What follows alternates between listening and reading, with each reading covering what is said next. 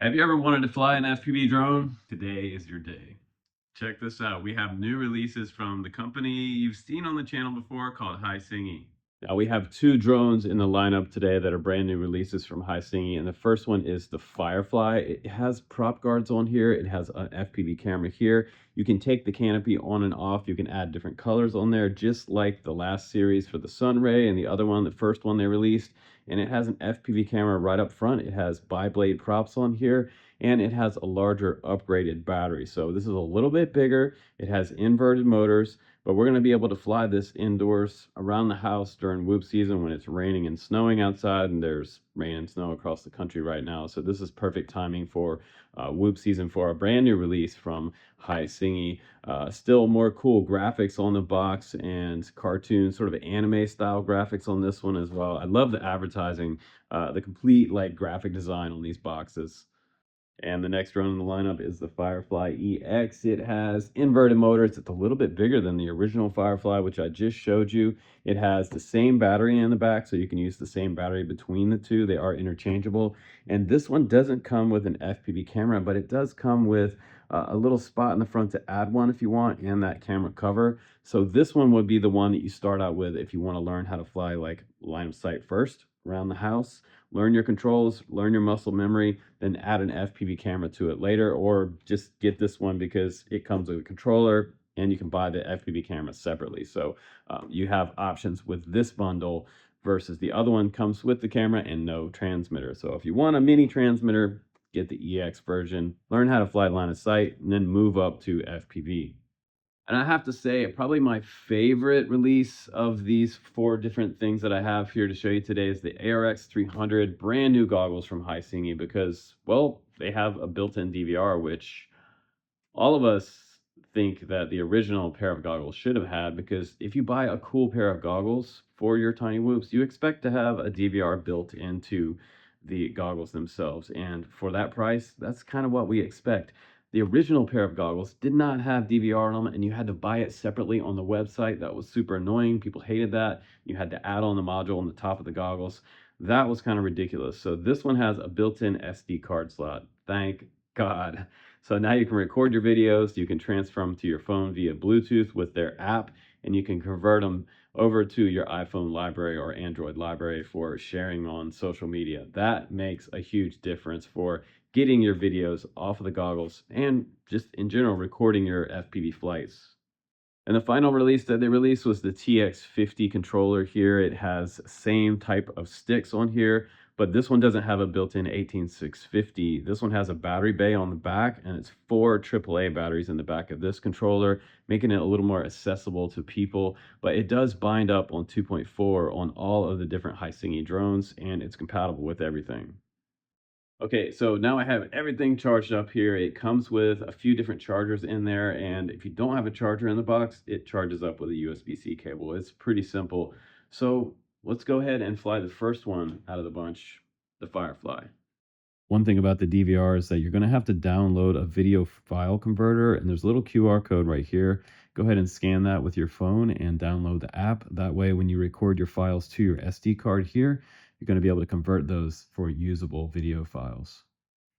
On top of the goggles, I have the record button here. We have the up-down channel search buttons here, as well as the on and off button right here, and a singular antenna that comes up, which it's also able to fold down and kind of get out of the way for storage. You've got a blue light here telling you you have a fully charged internal battery. And again, it is an 18650 here, which is kind of great. So you can keep a backup 18650 Li-ion battery if this one chooses to die on you. Okay, so let's go ahead and bind up the transmitter to the drone. I have my battery charged up. It's here. This is the battery charger that can charge up your 2S950 battery. And we're going to go ahead and turn on the transmitter. But what we're going to do is we're going to hold the L1 button right here. Long press the power button, and it should give us a beep. So once it's beeping, go ahead and plug in your drone. Hold it flat like this. We're going to flip it over. And with your bamboo skewer, there's a little bind button right here above this back screw. We're going to press that. We should see it start to blink. Maybe we have to give it a long press. Let's long press it. Okay, now it's flashing. Transmitter stop beeping. Now we should be bound, and I'm going to show you the features of the transmitter switches now. So now everything is set up. Your drone is bound to your radio. Your goggles are set up with the DVR, and now you can record videos to your SD card. And the controller functions are pretty easy. It's a power button in the center. Over here on the right-hand side, we have R1, and this is to switch flight modes right here. And I'm hoping that they have acro on this version. Hopefully, we have a backup function mode, which is the M2 key. M1 is a long press with R2 to activate beacon mode, to be able to find your drone out in the weeds if you crash it in the tall grass. Over here on M3, this is the arm button. So if we long press this will arm the drone. Press it again, it will disable the drone, and that's how you're going to be able to take off. And finally over here, this button right here, if you long press this while flying, apparently it will do a flip in the air. And yeah, similar to the DJI power loop, I doubt it. But let's go ahead and fly this guy and let's see what it's all about. All right, guys, let's go ahead and let's try to fly the Firefly. I'm going to go ahead and long press M3, and that should fire it up and get ready for takeoff. We're going to go ahead now, goggle up. I'm going to press the throttle up, and we're off, you guys. So right now I'm in the standard kind of just full-on stabilize mode. And I'm not pushing full stick yet. I'm just kind of like easy pushing on this right stick for pitch. And I just want to explore the house a little bit. You know, I'm a little bit nearsighted, so these goggles are hard for me to see with. But I'm flying them anyway for you guys. We are recording our video, so now I'm going to try a little bit faster. I like to just kind of ease into flying a new drone. I have to say the altitude hold on it seems to be pretty good, and there I just lost some altitude. Right as I speak about it, you know how that goes. Because it feels like I'm flying pretty straight lines, so what do you guys think? Should we try to go behind the stovepipe there? Let's see how that does. That works out pretty good. And this is a pretty, you know, this is a larger drone frame, so it's pretty tight behind that stovepipe right there. We made it through, no problem. Okay, so let's press our, ooh, that was tough right there. So the engines stopped. I pressed the top right button, and the engines immediately stopped, and it fell to the ground pretty hard. So let's check it out. Okay, so I'm recording in the goggles again, and I'm gonna press the M3 button to take off here. So it's armed, I'm recording, and when I touched the flight mode button last time, it kind of dropped to the ground on us. So I'm gonna get kind of over the carpet over here, maybe over top of the couch, and let's press the mode button again and see if it kind of disarms the motors. We are getting to a low battery status though. Okay, I pressed the mode button. And what that should do is that should give us more speed. Should let us fly a little faster. I'm going to cautiously press that button again. And so this is kind of right out of the box. It's flying a lot faster than the original Hisingy Sunray. That's pretty fun. So at my skill level, it feels really soft on the controls. Let's try the yaw rate before we run out of battery. It's not bad. It's pretty quick. And again, like I'm kind of like nearsighted. Whoa, I almost hit the ceiling. So I'm just kind of zooming around. Right now I'm just kind of pushing the sticks as hard as I would on any type of little tiny whoop drone. And it's still staying pretty smooth. So I'm just kind of running this battery down to the end of like 3.2 volt. Like we're about to hit the ground. So I'm imagining it's going to auto land on us. That's pretty cool. Let's try to go under something. So this is where the fun of FPV comes in, underneath the smallest gaps. Oh wow, not bad. So when you bump something, it automatically disarms the motors and falls to the ground. So when we came by the refrigerator earlier and I just tapped the side of the refrigerator, that's when it fell to the ground from about 4.5 feet up. So watch out for that. Okay, I put another battery on the charger, and I'm going to go ahead and put this battery in. Make sure it's nice and level on the counter when it's loading up, and I'm going to go ahead and press record.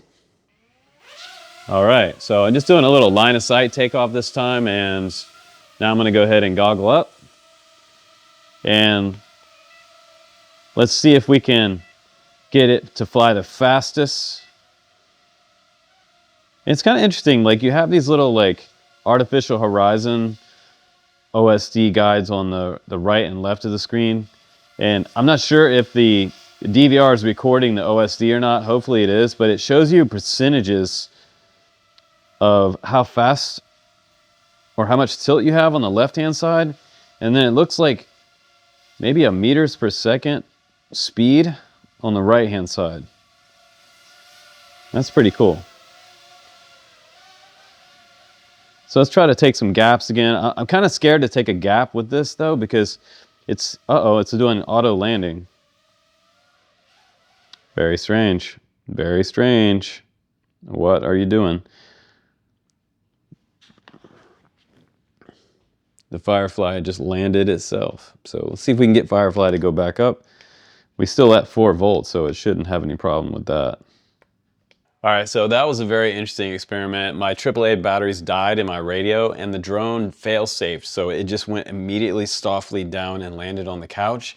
And I didn't quite realize why. I thought maybe it was the battery wasn't fully charged or something going on with the drone's motors, but it was actually my AAA batteries in here. So make sure you have good batteries in there before you take your first flight. So I'm gonna go ahead now, I'm gonna take back off again, and we're gonna fly the rest of this battery. I'm at 4 volts right now, so I'm gonna press the M3 button and try to get off the ground here. Get off the counter. I am recording up at the top of the screen. So let's continue on to what we were doing before. So they do have an auto flip button, which is on the top left of this transmitter, but I don't know that I really want to try that in the house. Now, I guess one criticism that I would probably give Hisingy for the way this flies is that when I bump something, it disarms the motor. So if you're trying to make like a little gap like this and you touch anything, okay, it proved me wrong.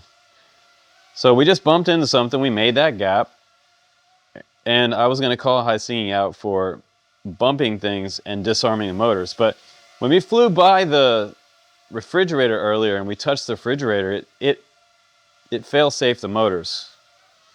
So let's go back under the table here and try to make that gap we were trying to make earlier. Oh. So there goes the infamous motor stop. So right there, I didn't press motor stop. I made a couple bumps and it dropped itself to the ground. Okay, so the drone is outside on the table. We're gonna try to fly it around the backyard. Hopefully we don't fail-safe into the muddy, wet grass. I have done that with one of these before, but I'm recording and let's just see how it does outside. I'm gonna press the mode button. Wow, look at that speed increase. We just went way faster. I almost hit the wall. So one of the things that I was noticing was that the FPV transmission back to the goggles is actually pretty good. And this is where I don't want to fail safe because you can see all the water on the ground today. I definitely don't want to auto land right there. Just want to stay in a little bit close, but you know what? I really do want to fly through the trees for you guys because this is one of the funnest things about FPV is like what I call tree exploring. And right now there's like almost no branches up in here. And you can find these tiny little gaps to fly through. Check that out. Wasn't that cool? We may have some water on the lens, but I'm just going to keep going. Try to come down here. There we go. Made it out of the tree. And so just keep an eye on your bottom right hand side of the screen for your battery voltage. If you're flying outdoors on a day where it's just kind of wet and crappy out, you don't want your drone to land in wet spots on the ground. Getting pushed around by the wind there for a second. There is kind of a winter storm moving through right now, so. And I'm gonna try to make myself fly a little faster.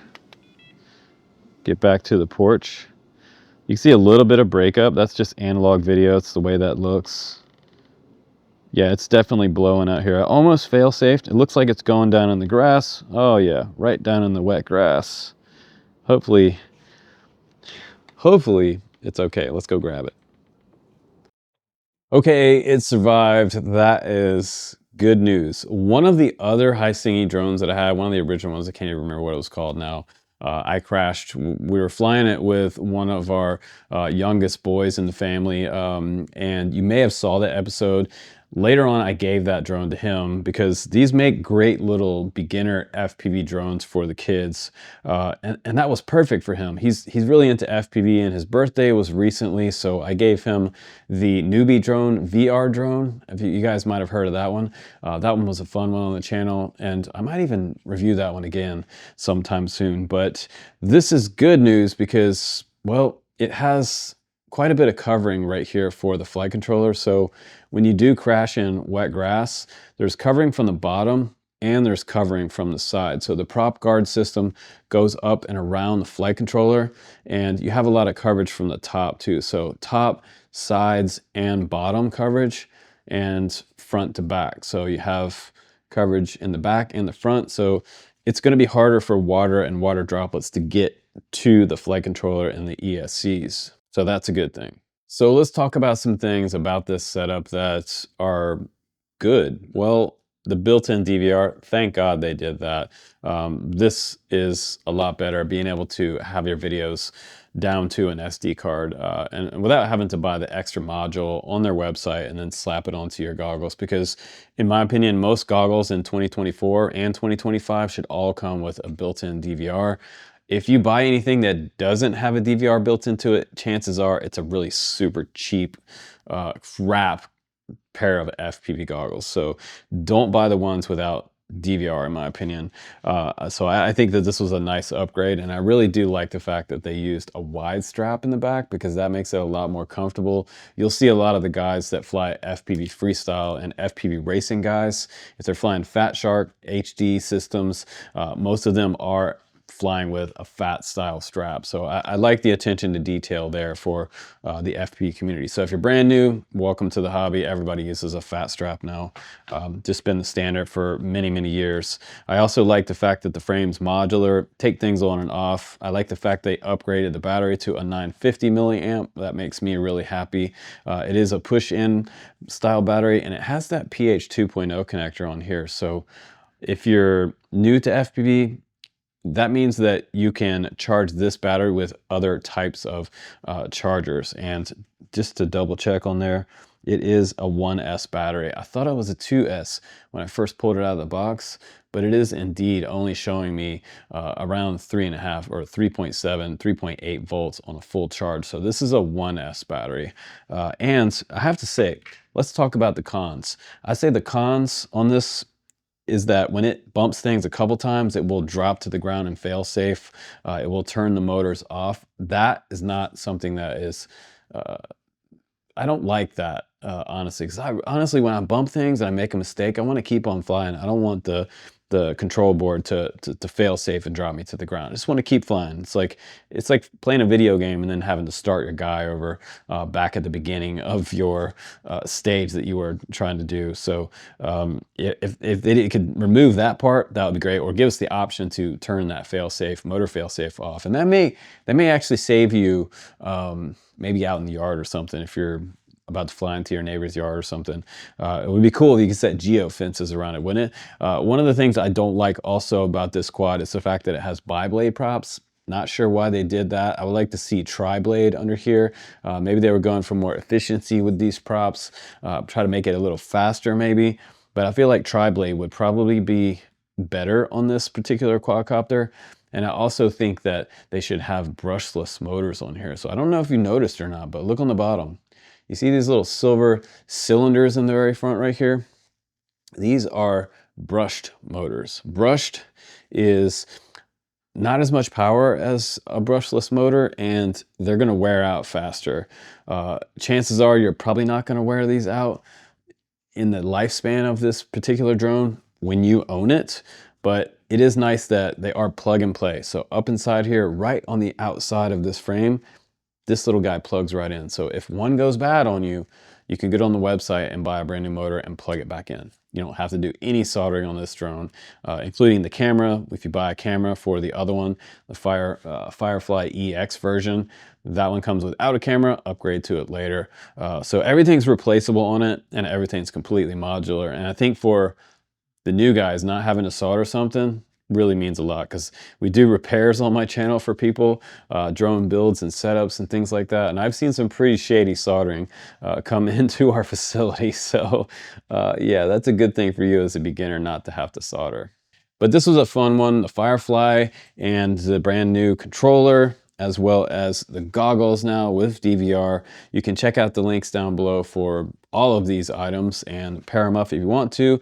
You can also fly this with simulators. Guys might be wondering, can I pair these up with a simulator? Yes, you can. It does have a way to hook this up to your computer. It has liftoff micro drones on the side, and this one's now featured in the liftoff micro drones app. You can download that on Steam or anything for Mac or PC, and it does hook up to your computer without a wire. It's wireless Bluetooth. So open up your computer's Bluetooth and select the TX300 there, or the TX50, and you can fly liftoff now. So that's pretty cool. And you can fly this drone inside it. So fly the simulator first and then fly your drone next. But again, thanks for watching today. I'm Justin Davis, guys. If you like FPV drones, drone news and reviews and tutorials and all that cool stuff, if you like to have fun, subscribe on the channel. Take care, and I will see you on the next one.